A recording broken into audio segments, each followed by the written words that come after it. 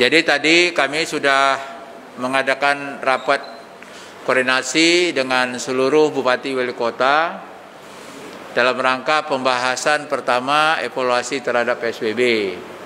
Yang kedua pelaksanaan new normal, dan yang tadi sudah setelah kami menyampaikan arahan, termasuk juga Pak Kapolda memberikan arahan dari semua daerah, kabupaten dan kota yang melaksanakan PSBB, setelah melihat adanya penurunan di masing-masing daerah, kabupaten, kota, dan adanya dukungan disiplin yang berjalan di masing-masing kabupaten kota, sehingga semua kabupaten kota tidak memperpanjang lagi PSBB yang ada dilaksanakan pada 2 minggu yang lalu. Hal ini dibuktikan dengan tadi itu ya penurunan RT kita itu di bawah 1 itu ya 0,088.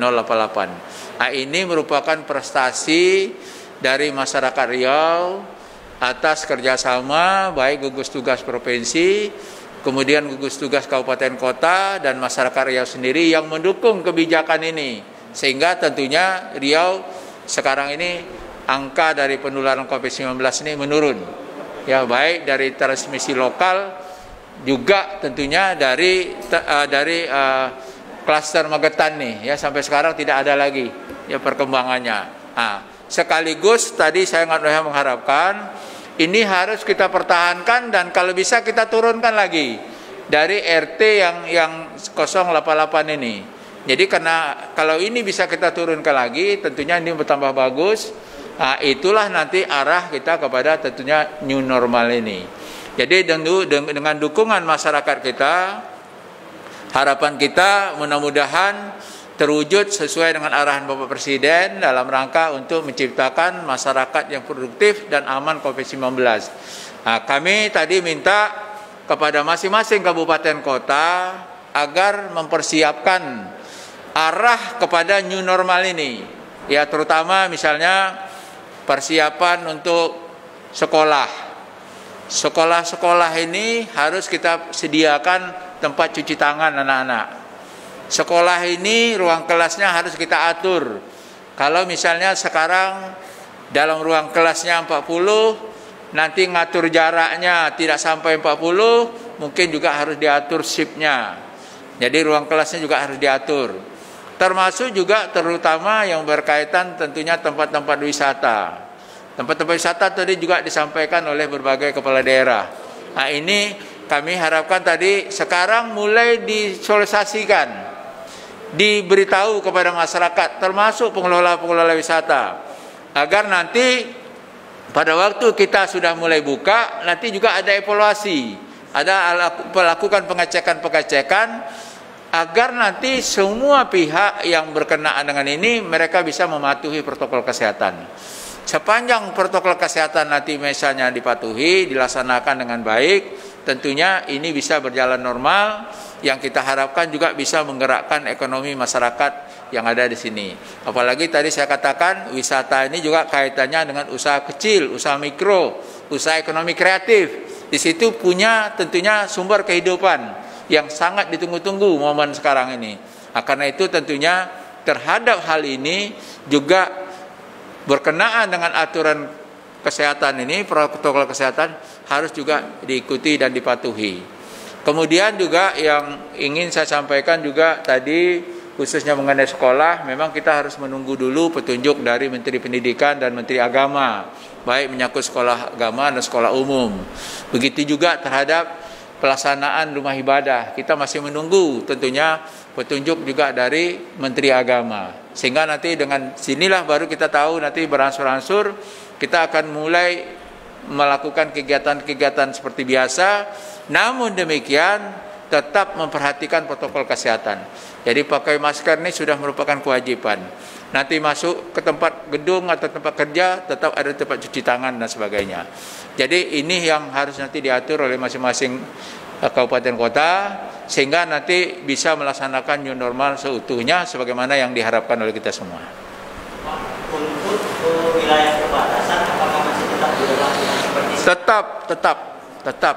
Jadi tetap, ya tadi tetap. Jadi semua daerah perbatasan itu juga tetap diadakan checkpoint, dan mereka juga masuk ke sini, mereka juga harus menunjukkan surat keterangan hasil uji labor atau rapid test minimal sesuai dengan surat edaran yang telah disampaikan oleh Ketua Gugus Tugas dari pusat itu. Jadi ini harus menjadi acuan secara nasional dan itu juga tetap dilaksanakan. Jadi kalau mereka tidak ada itu tak bisa masuk ke daerah kita.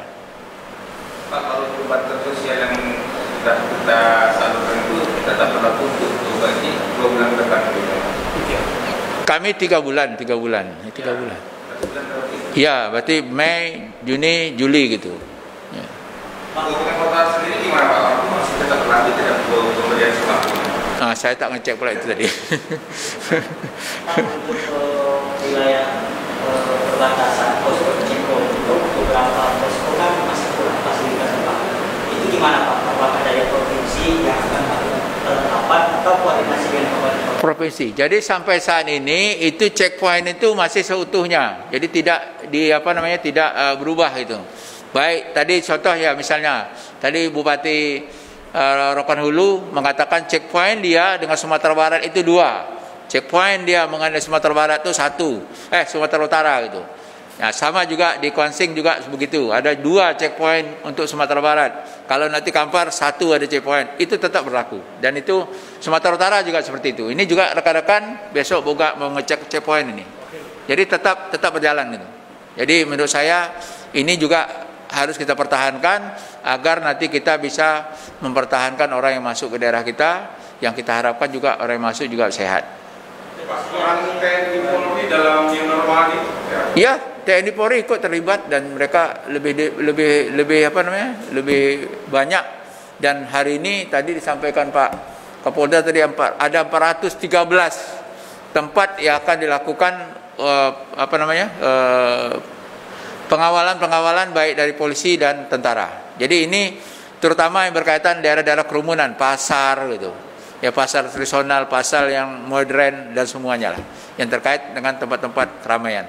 Pak, selain bapak di mana sekolah juga tempat wisata, ada nggak beberapa yang rumah ibadah? Iya, rumah ibadah tadi disinggung juga rumah ibadah. Jadi rumah ibadah ini kan masih menunggu kita. Yang rumah ibadah penting itu. Nanti masuk rumah ibadah harus ada ukur subadan. Nah, ada cuci tangan, sama protokolnya. Jadi itu tadi saya minta supaya disampaikan kepada pengurus masjid. Tapi kapan mulai pelaksanaannya nunggu petunjuk Menteri Agama yang sampai sekarang belum keluar. Pak, untuk pembukaan new normal sendiri kita akan mulai pada tanggal 1 Juni atau kapan Pak? Sebenarnya new normal ini dari sekarang udah boleh gitu. Tapi nanti untuk pelaksanaan sepenuhnya tergantung kesiapan masing-masing kabupaten. Contoh ini misalnya, kami punya kewenangan terhadap sekolah SMA SMK. Sekolah ini nanti mau buka tergantung tunggu perintah Menteri Pendidikan. Kalau misalnya satu sekolah buka 1 Juli, kita harus sudah siap. Sekarang sudah harus dipersiapkan apa yang dibutuhkan sekolah tadi. Mengatur misalnya dalam tuh, misalnya tidak bisa 40 orang, 20 saja. Nanti kita lihat di sekolah itu diatur tidak jaraknya sesuai apa yang diarahkan oleh Menteri Kesehatan. Kemudian nanti ada tempat cuci tangan. Berapa di tempat cuci tangan ada sekolah? Kan tak mungkin di tempat hanya 1 aja.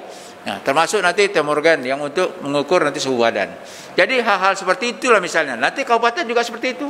Sosialisasi. Ya, jadi makanya dari sekarang harus disosialisasikan oleh masing-masing pemerintah daerah kabupaten kota. Jadi semuanya sama, kantor juga, kantor pemerintah, kantor swasta sama. Kedudukannya sama. Itu sudah diatur oleh peraturan Menteri Kesehatan gitu. Oke. Lah ya? Apa lagi? Kondisi ini Pak, kita kan kemarin sudah mengajukan pembiayaan dana DBH. Gimana Pak realisasinya?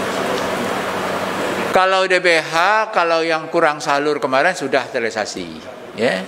Nah, sudah. Itu yang kurang salur tahun 2018 sudah dapat duitnya. Dah. Nah, tapi kalau yang lain belum. Dah. Nah, cukup ya. Makasih ya.